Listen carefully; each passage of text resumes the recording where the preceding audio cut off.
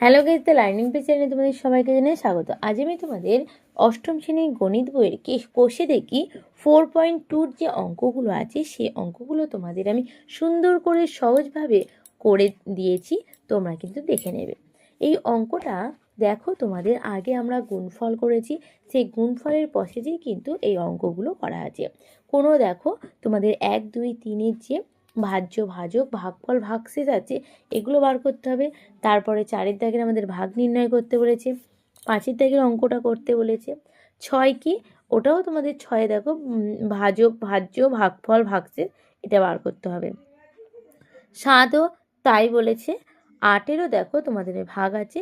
প্রত্যেকটা অঙ্ক আমি তোমাদের খুব সহজভাবে সুন্দর করে তোমাদের আমি করে দিয়েছি, তোমরা খুব ভালো করে দেখে নেবে। আর তোমাদের যদি কোনো বুঝতে সমস্যা হয় তাহলে আমাকে কমেন্ট করে জানাবে। আর যেহেতু আমি ছোট করেছি তাহলে তোমাদের ভিডিওটা ছোট হয়। যদি তোমাদের ভিডিওটা ভালো লাগে থাকে একটা সাবস্ক্রাইব, লাইক আর কমেন্ট করো।